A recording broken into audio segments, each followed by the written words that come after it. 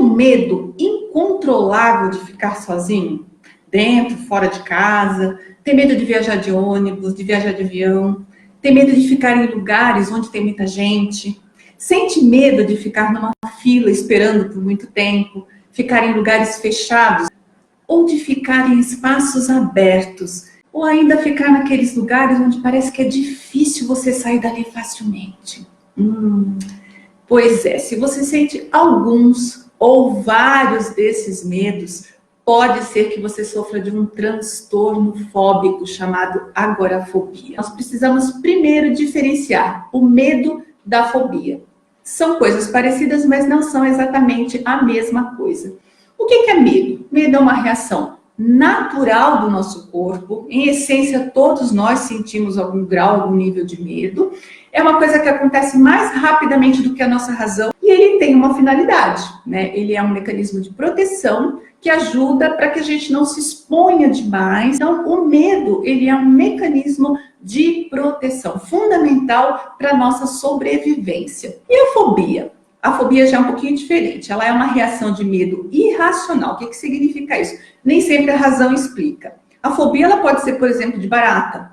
Quem tem fobia de barata, não é um medinho, é fobia. Ela precisa fugir, ela precisa se esconder, ela fica desesperada, às vezes ela grita.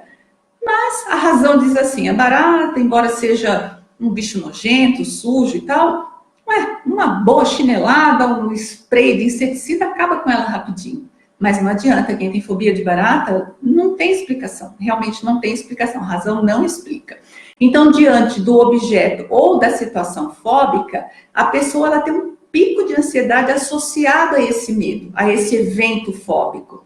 E a pessoa, ela reconhece a inexistência do perigo, muitas vezes ela sabe que aquilo não tem tanto perigo, mas simplesmente ela não consegue agir de forma diferente, ela não consegue ter uma outra reação naquela situação. A agorafobia, ela faz parte daquilo que a gente chama de transtornos fóbicos. A agorafobia, ela tem medos específicos. O medo de deixar o seu domicílio, sei lá, você sair da sua casa, de repente, do lugar onde você está seguro.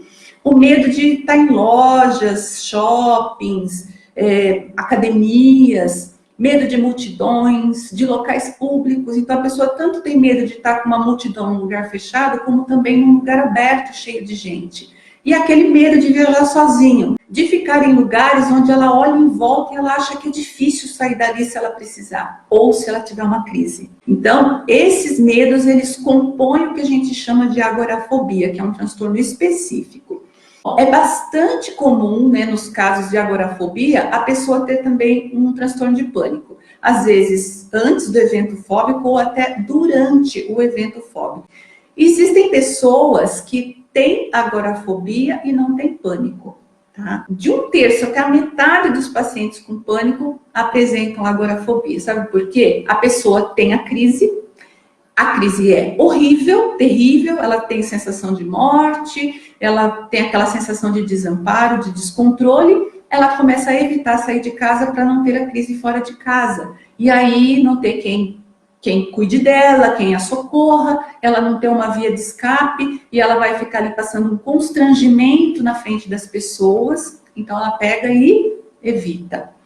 Quando isso agrava muito, a pessoa vai ficando deprimida, ela pode desenvolver um quadro depressivo associado ao transtorno fóbico e até chega a pensar em suicídio muitas vezes, porque ela vai ficando muito sem perspectiva.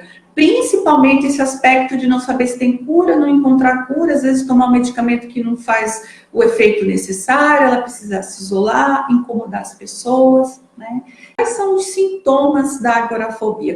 Os sintomas, eles podem ser físicos, podem ser psicológicos ou emocionais. Os físicos são muito parecidos com os sintomas do transtorno do pânico e da ansiedade. Aumento da frequência cardíaca, né? O coração começa a bater mais rápido, sensação de falta de ar ou aquela hiperventilação, a pessoa respira tão intensamente que ela começa até a ficar tonta, né? Ficar atordoada de tanto que respira, aquela dor ou sensação de pressão no peito, tonturas, formigamento pelo corpo, dificuldade para engolir, aquela sensação que a garganta está fechando. Que mais? Transpiração excessiva, calafrios, né? Aqueles tremores de calafrios, náuseas às vezes, diarreia, desmaios e até vômitos. Tudo isso está dentro dos sintomas físicos e provavelmente tem mais, né?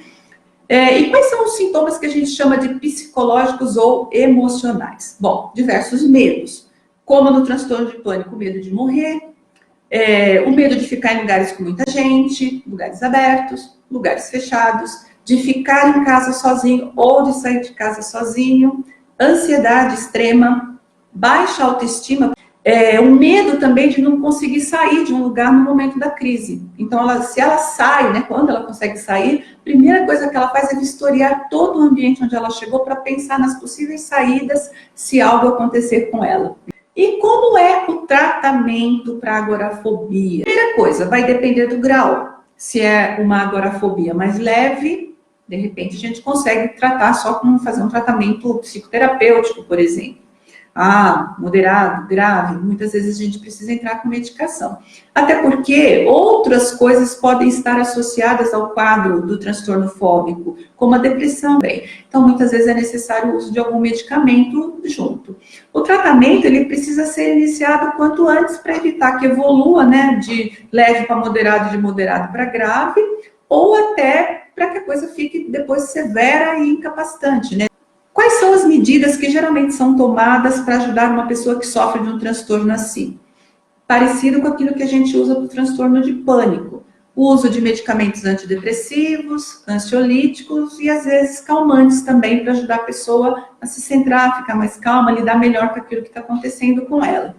Nós apostamos sempre naquele combo que eu falo, que é tratamento psicoterapêutico mais o tratamento medicamentoso, quando for o caso. Além disso, vem lá aquela recomendação que a gente sempre dá para vocês, né? Adotar um estilo de vida saudável.